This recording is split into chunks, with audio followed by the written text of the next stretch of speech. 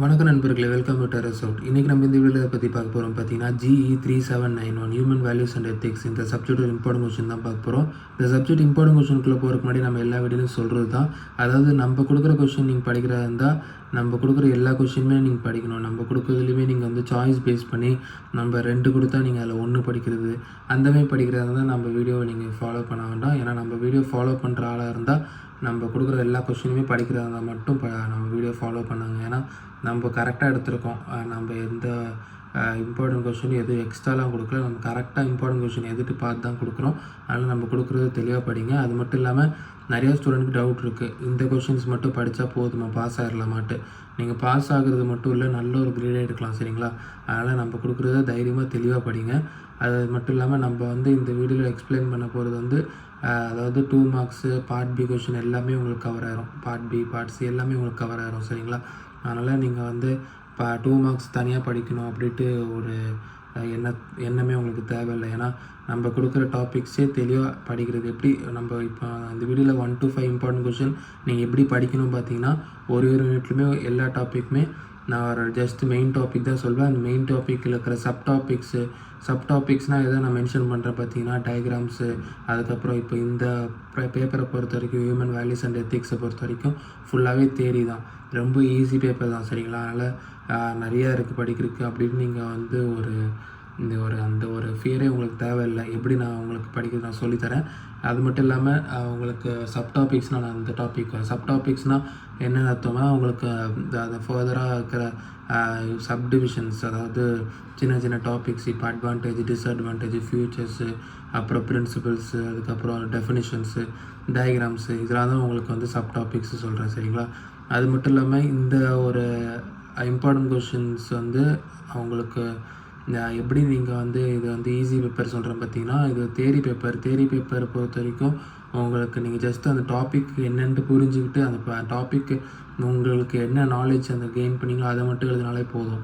அதுக்கிட்ட நீங்கள் ஃபுல்லாகவே ஓன் வேர்ட்ஸ் எழுதக்கூடாது. கொஞ்சம் கீவேர்ட்ஸ் இருக்கும். இப்போது பார்த்தீங்கன்னா ஒரு சில கீவேர்ட்ஸ் இருக்கும்.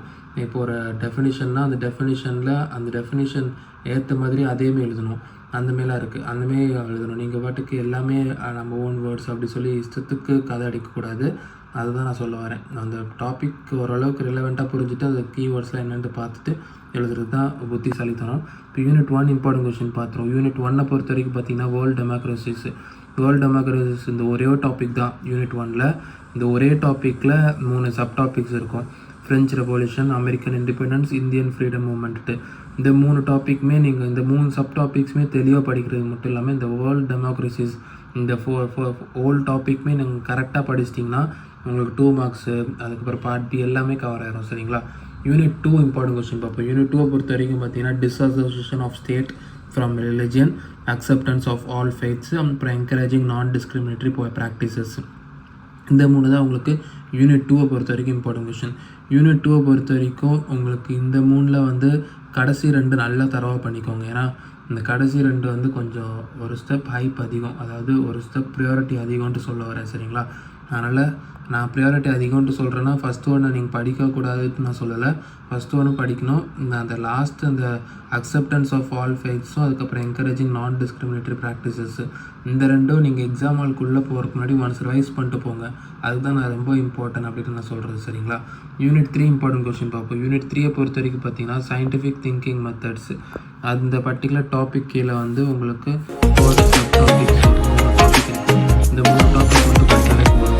யூனிட் 1 எப்படி வேர்ல்டு டெமோக்ரஸி ஒரு 3 டாபிக், அந்த 3 டாபிக் படித்தா போதுமோ அதேமாரி தான் யூனிட் 3லையும் சயின்டிஃபிக் திங்கிங் அண்ட் மெத்தட்ஸில் இண்டக்டிவ் அண்ட் டிடக்டிவ் திங்கிங், அதுக்கப்புறம் proposing and testing hypothesis, validating facts using evidence. இதெல்லாம் ரொம்ப ஈஸியாக தான் இருக்கும், சரிங்களா? ரொம்பலாம் பெரிய டாப்பிக்கு கஷ்டம் அப்படிலாம் இல்லை. ஜஸ்ட் அந்த மீனிங் மட்டும் புரிஞ்சாலே போதும், நீங்கள் ஈஸியாக எழுதிடலாம். யூனிட் 4 பொறுத்த வரைக்கும் இம்பார்ட்டன்ட் கொஸ்டின் இதெல்லாம் பார்ப்போம். யூனிட் 4 பொறுத்த வரைக்கும் பார்த்தீங்கன்னா, applications of ethical reasoning and to social problems, social discrimination, அதுக்கப்புறம் வந்து இன்க்ளூசிவ் ப்ராக்டிசஸ்ஸு, இதெல்லாம் தான் உங்களுக்கு யூனிட் 4 பொறுத்த வரைக்கும் இம்பார்ட்டன்ட் கொஷின்ஸு.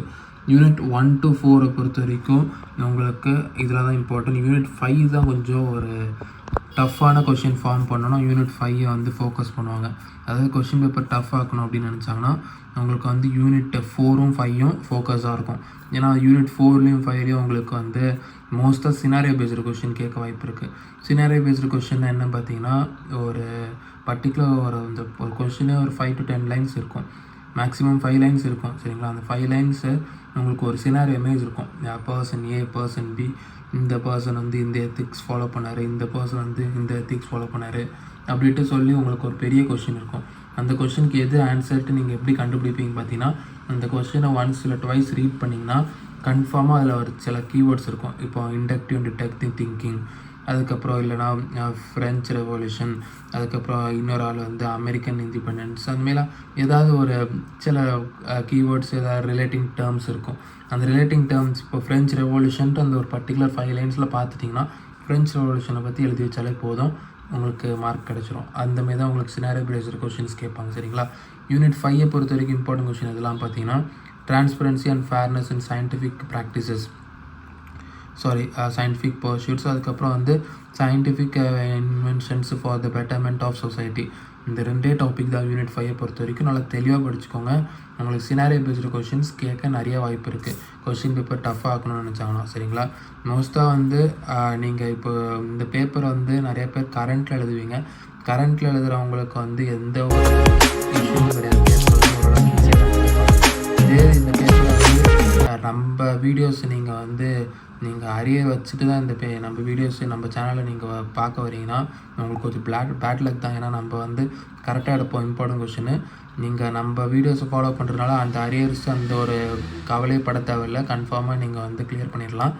இது நீங்கள் உங்கள் ஃப்ரெண்ட்ஸ் யாராவது நம்ம வீடியோஸ் ரெஃபர் பண்ணாமல் அவங்க அரியர் வச்சிட்டாங்கன்னா அதுக்கப்புறம் இந்த வீடியோ அவங்க பார்க்குறாங்கன்னா என்ன பண்ணணும் அப்படி பார்த்தீங்கன்னா, இப்போ அரியர் எக்ஸாம்ஸ்க்கு வந்து உங்களுக்கு நான் கொடுத்துற இம்பார்ட்டன்ட் கொஷின் அதுதான் சேம் தான். ஆனால் ஒரு எக்ஸ்ட்ரா ஒரு ஸ்டெப் என்ன அதிகமாக படிக்கணும் அப்படி பார்த்தீங்கன்னா, உங்களுக்கு அந்த உங்கள் காலேஜஸில் கொடுத்துருக்கிற உங்கள் காலேஜ் ஸ்டாஃப்ஸ் கண்டக்ட் பண்ணியிருக்கிற அந்த யூனிட் டெஸ்ட்டு அந்த கொஷின்ஸும் ஒன்ஸ் ரெஃபர் பண்ணி பார்த்துக்கணும். அந்த 2 மார்க்ஸ்லாம் மெயினாக அதுதான் ரொம்ப இம்பார்ட்டன்ட். அந்த 2 மார்க்ஸ்லாம் மெயினாக பார்த்துக்கோங்க. அது மட்டும் இல்லாமல் உங்களுக்கு அரியர் எக்ஸாமோட தான் சினாரியோ பேஸ்டு கொஷின்ஸ் கேட்க நிறைய வாய்ப்பு இருக்குது. ஏன்னா அரியர் எக்ஸாமோட அவங்க கொஷின் பேப்பர் டஃப் ஆகணும்னு நினச்சி ரொம்ப டஃப்பாக கேட்பாங்க. அதனால தான் நிறையா ஸ்டூடெண்ட்ஸ் பார்த்தீங்கன்னா உங்களுக்கு இந்த கரண்ட் பேப்பரோட உங்களுக்கு அரியர் எக்ஸாம் எழுதும் போது தான் ரொம்ப கஷ்டமாக இருக்கும் எக்ஸாம் கிளியர் பண்ணுறதுக்கு. அது வந்து என்ன ரீசன்னா, அவங்க அரியர் எக்ஸாம்ஸ் எப்போவுமே டஃப் ஆகணும், டஃப்பாக தான் கொஷின் பேப்பர் செட் பண்ணணுன்ட்டு அது ஒரு ரூல். அதனால தான் வந்து எப்போவுமே அரியர் எக்ஸாம் பேப்பர் டஃப்பாக இருக்கும், கரண்ட் எக்ஸாம் பேப்பர் ஈஸியாக இருக்கும். அதனால தான் நம்ம வீடியோஸை உங்கள் ஃப்ரெண்ட்ஸ்க்கும் ஷேர் பண்ணுங்கள்.